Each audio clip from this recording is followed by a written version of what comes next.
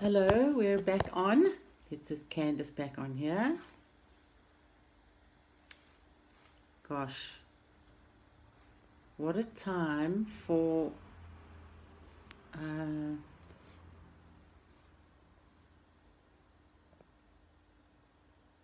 have a look here.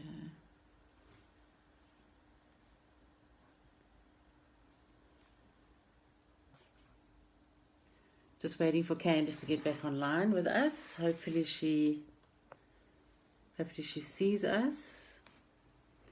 I apologize for that. We were in the middle of such a good video there. Candace has given us so much valuable information, and we're going to continue with that. We just had a glitch on my side. Thanks to Eskom, sometimes it will just be like electricity cut and then it switches itself back on straight away. So that cut the entire broadcast, and that's the joys of working from home. So let's see here. Candace, you just need to be a viewer as well, and then I can see you. Okay, now we can bring you back on there. Thank you for your patience, everybody. Such a good talking point, and I really hope we can pick up from where we left off, because I'm really hoping you people are getting out some really good information and some helpful information, and that it's you can ask questions, and that it's information that you can really use. So we're talking about Salon Protocols and the PPE and what is required, etc.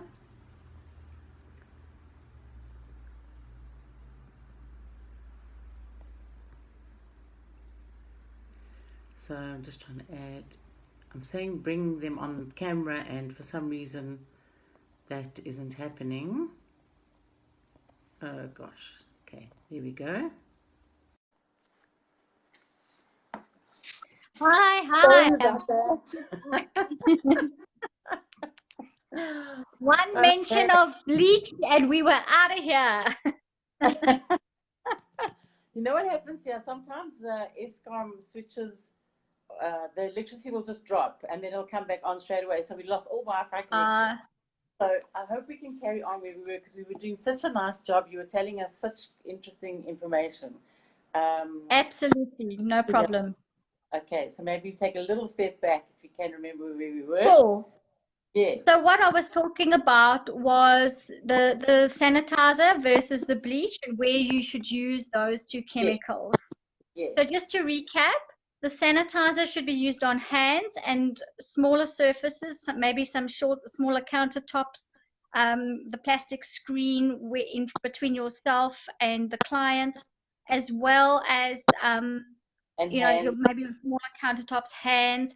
And also in the new protocols, I see that they're asking that the salon personnel use those clear face masks. Okay. So they're mentioning that you can use the fabric face mask, but they're saying that the salon personnel should be using those face shields, and you would use hand sanitizer to clean both sides of the face shield.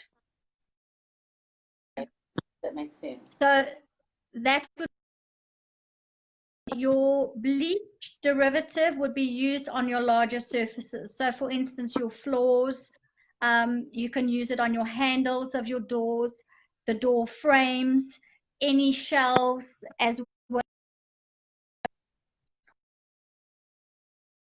as to go to your bigger fabric suppliers and look for the thick plastic, which can be cut into different shapes, and actually line your chairs with that, and then wipe the plastic, because over a period of time, whether you're using sanitizer or whether you're using bleach, those chemicals are going to wreak havoc on the leather of the chairs. Whether it's real leather or not, it's going to either discolor the fabric will actually break down the integrity of the fabric and it's going to start cracking. Oh, that's interesting. Yeah. That's a great idea. Especially seeing as though that the Department of Labor and Occupation are asking that areas be cleaned 3 times a day. Wow. So that's at the start of the day, midday, and at the end of the day. The current hairdressing protocols are saying only at the beginning and the end of the day. But also, it would have to be between every client, wouldn't it? In some places. Wouldn't go into your kitchen area and clean that between every client. However, the department is saying those types of areas need to be cleaned 3 times a day. Wow, so there's quite a lot. Yeah, so to clarify the cleaning, you're going to start your cleaning before any clients arrive. You're going to clean the entire salon, your shelves, chairs, handles, door frames, countertops, consoles, all your equipment, any drawer that your eye lays on gets cleaned. Okay. Yes. Then when the client comes in, you are to wash your hands before and after each client, and the client is to either sanitize or wash their hands with soap and water before commencing. I don't see how washing with the soap and water is going to be particularly like easy to do if they're already outside the salon. So the most sensible thing is just have them sanitize their hands before coming into the salon. Yes. So let's go back to the PPE because then we can finish that off. So we spoke about the sanitizer. We've spoken briefly about the masks. That needs to be a 3-ply mask. And in the safety file that I provide, where there is a guideline as to what masks and what fabric is acceptable. Yes. Then, so everyone wears a mask of sorts. Actual latex gloves are no longer required. It's far more effective to be washing your hands and to be using hand sanitizer. If you are using gloves for any reason, they need to be removed properly and disposed of properly after each application. So you don't wear them for the whole day, you wear them per client. Yes. Okay. Then moving on, and then the salon employee would have a face shield and the client would have a mask. All right. That mask needs to stay on all the time. So if you're going to be cutting around the hair around the ears, the person then needs to put their hand over the mask, covering their nose and their mouth, and then unclip the elastics around the ears, still holding the mask over the face. As an added precaution, what I would do in that instance is if they have had to touch their face, bearing in mind, and we've all experienced it, that continual breathing in and out of the fabric mask, there's going to be some sort of moisture and possible saliva particles that you're now touching over your mouth. I would then have the person sanitize their hands while they're sitting in the chair after having replaced the mask and back over the ears. Okay. Because bearing in mind, you've now had direct contact with the fabric that you've been breathing in and out of for the last 10 or 15 minutes. Yes. Right. So that's the face shields and the masks. Then in terms of the cutting capes, a salon can either use a disposable cutting cape, which I would highly recommend. That way, you cost that expense into the treatment and they leave with their cape. You don't need to then worry about the disposal or the cleaning of the cape. However, if you choose to use your traditional cutting capes, it is a clean cape for each person, and each cape needs to be washed with soap and water after every application. Okay. Okay. In terms of towels, You can use a towel. Again, the same methodology applies. 1 towel per person, and they have to be stored separately. In other words, if the towel is wet, it must go into a specific container so that you know that theoretically the towel is contaminated. So they're not sitting with other dry towels where there's a cross-contamination. And can Those those towels, wash it normally like you would in a washing machine with washing powder? you Yeah. could wash them in a washing machine with washing powder. I would suggest also have them dry out in the sun. You want them to be nice and bone dry, and also be exposed to proper ventilation. Yeah. One of the areas in the risk survey is I have to assess the ventilation of the area where people are working. It forms Okay. part of the risk survey. So Okay. sufficient ventilation is a criteria, and that's why also by doing a risk assessment at the salon, I'd be able to advise them if the ventilation that they offer is suitable. While we're discussing ventilation, no heaters and no air cons. Wow. The air con is a breeding ground for viral and bacteria particles. Wow. So it might be advisable to say to your clients if they feel the cold to bring their own hot water bottle or to bring a lightweight blanket. Bearing in mind that whatever those items touch, you need to sanitize. Yes. Okay. Another thing that came up in one of the trainings that I did at a salon last week was, what about your client's handbag? Ah, good Bearing in point. mind that the handbag has been all over at other shops, it's been on the floor of bathrooms, all sorts of places. So my recommendation is, please ask your client. They're only allowed to bring their car keys, their bank card, and their cell phone in with them. That their cell phone is to stay in their pockets or locked in their vehicle. Because bearing in mind that that cell phone has also been exposed and touched by many things, and the more that they bring of their personal items, the more exposure and the higher the risk of COVID being on any surface. Wow. So So at this stage, they're not allowed to flick through their phones while they're having their hair done, and they can't be reading any magazines either.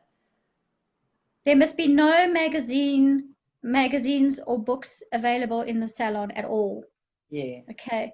We know that COVID as a virus can stay on an unsanitized surface for up to 9 days. Oh, 9 days. wow. That was shared with me from the Labour Guide. Wow. That's Okay, incredible. so let's move on. So we've discussed the capes and we've discussed the towels. Any products that are waste material, such as cotton wool, foils, things like that, that needs to be disposed of in a dustbin bag that has like a drawstring finish, not a traditional bag. And Yeah. that contents needs to then go into an additional bag and disposed of properly. We need to be cognizant that there are certain people in our community that go through the dustbins. You cannot be found to be disposing of any of your products negligently and Mhm. indirectly exposing people who are going through the bins. So much to Okay, so think that's, about. Gosh. yeah, that's just something to bear in mind. Okay. Okay. Then moving on, so that's pretty much is the PPE. Now, a lot of people are asking about thermometers. Yes. Yes, thermometers are required because taking the temperature is a vital part of tracking and monitoring the health status of your clients. And this goes back to notifying your client that they need to come a few minutes earlier to complete 2 documents. One is your COVID-19 intake form, which everybody has somewhere along the line experienced already. It's your name, it's your address, it's your contact number. Have you traveled? Have you been to an old age home? Have you got any flu-like symptoms, etc., as well as your temperature. All employees should be tracking their temperatures on the required documentation daily, and all clients should have their temperature taken before entering the salon. My recommendation to salons is to prepare your client outside of the salon as much as possible. If you want to sanitize the shoes, I haven't picked up anything in the new protocols, but it is highly recommended that you get yourself a cat litter tray with sponge, and you can put your bleach chemical with some water in the tray with the sponge, and your client just gently taps the sole of their foot or their shoe into that sponge to disinfect the bottom of the shoes. And then that has to be dry. Well, you would let it dry, yeah, while they're standing outside and they're actually filling in their documents and you're taking their temperature.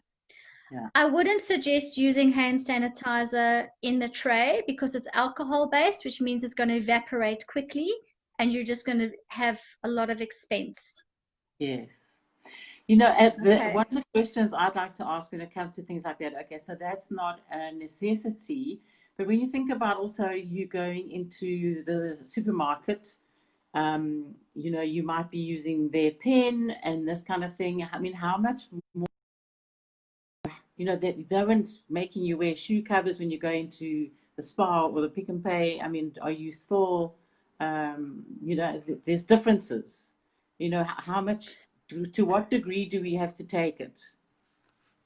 Okay, so one thing we need to bear in mind is that when you go into a Pick and Pay, you will notice it doesn't matter if you're buying a tub of yogurt, they make you take a trolley because that forces you to maintain social distancing.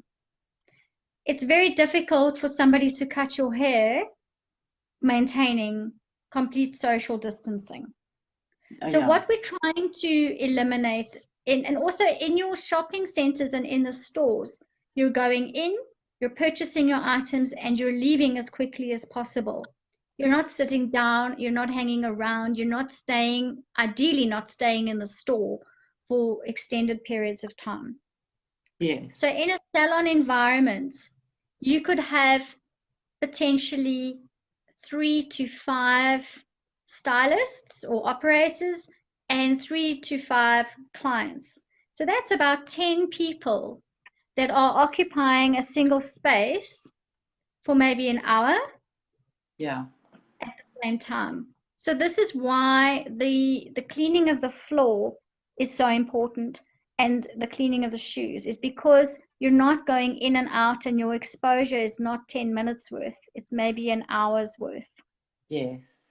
However, Ursula, I do understand what you're saying is just how far do we take this, because it can actually become like really time consuming.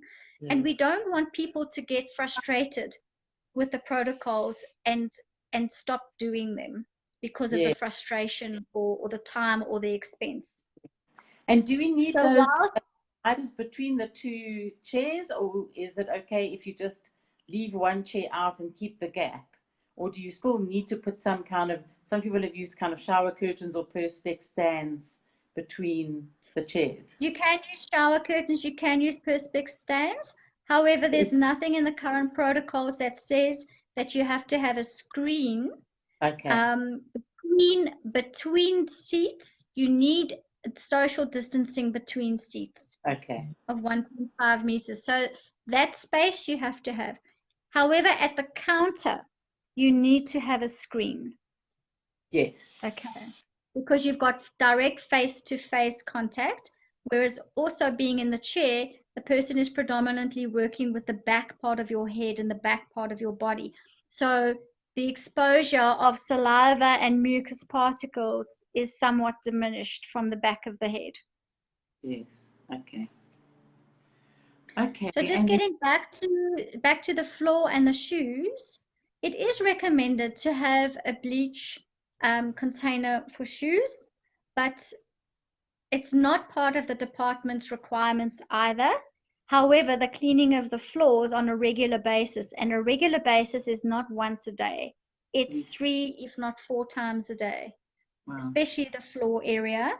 And that again, I would recommend the bleach. So if the salon does not want to have the container with the dipping for the shoes, I would strongly suggest very regular cleaning of the floors. And what is important to consider is the mop that you use.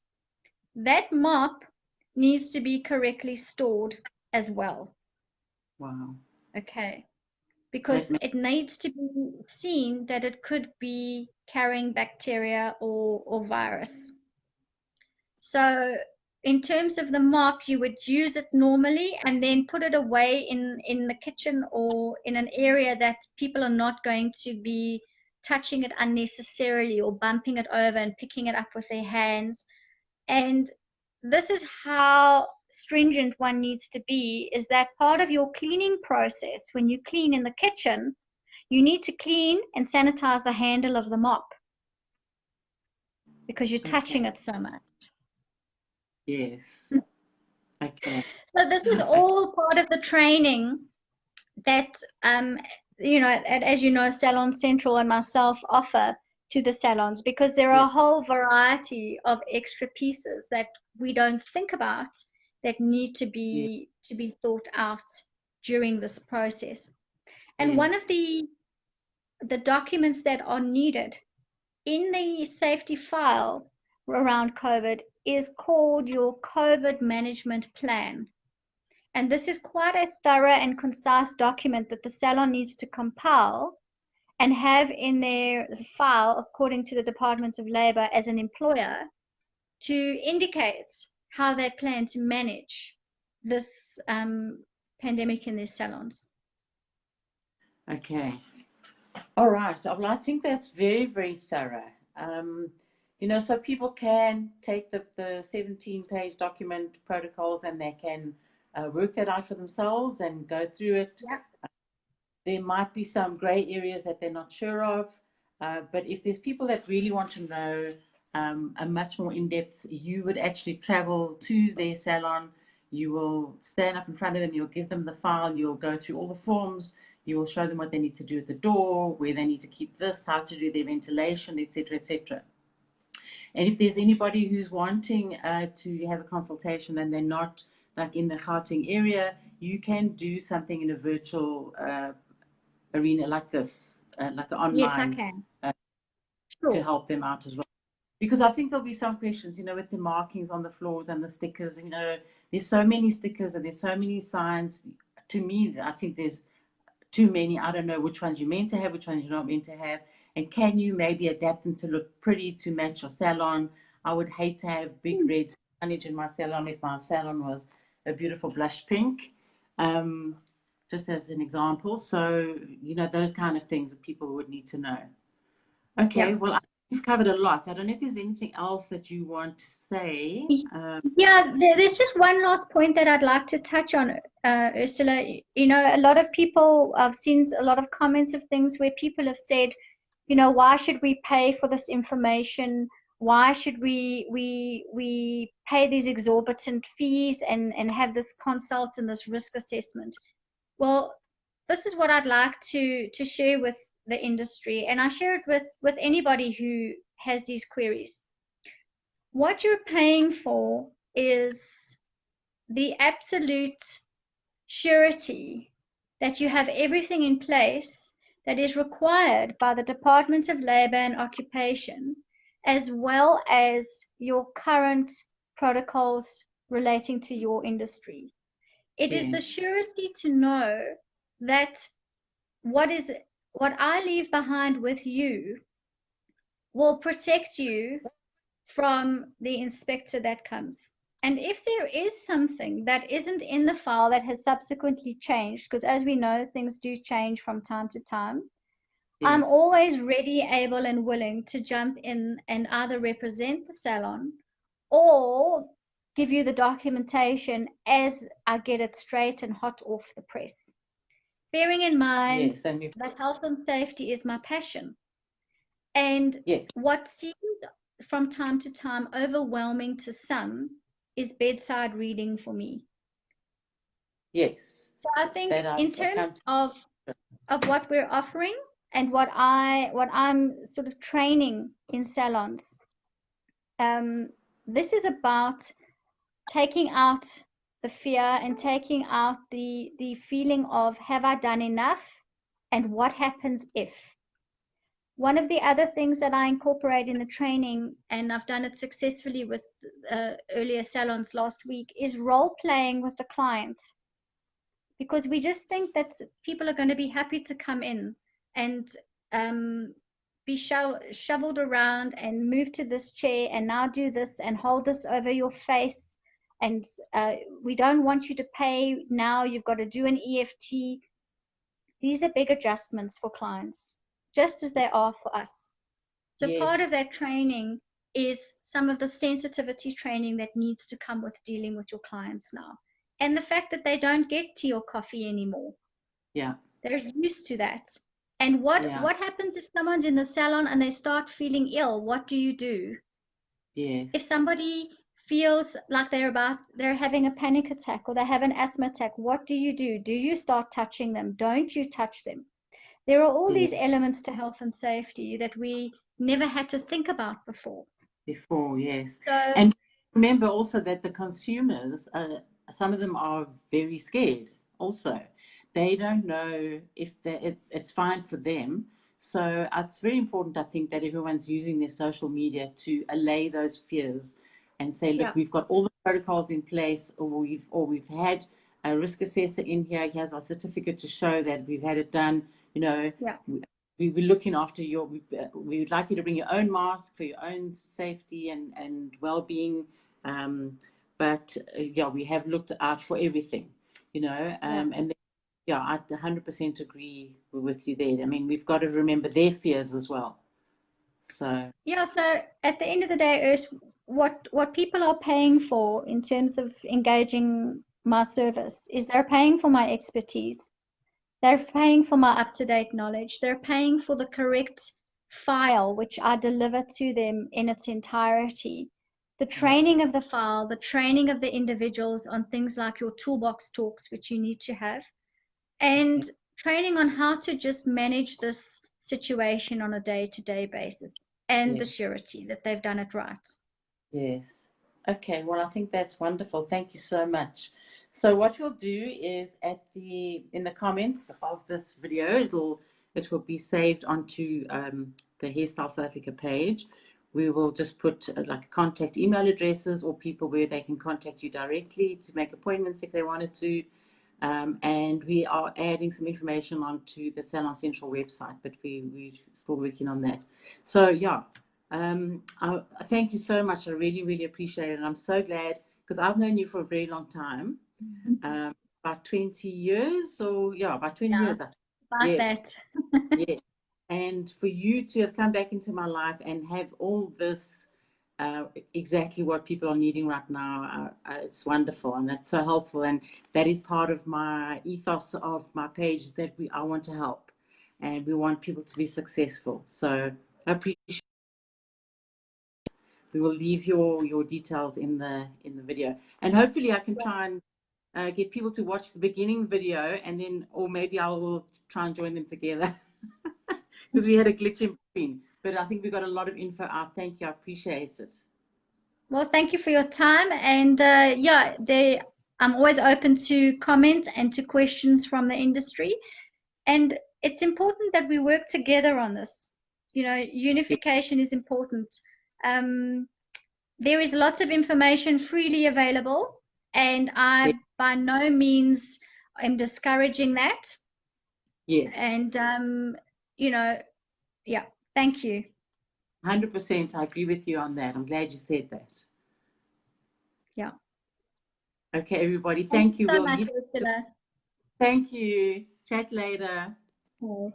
Bye. Thanks, everybody, for watching.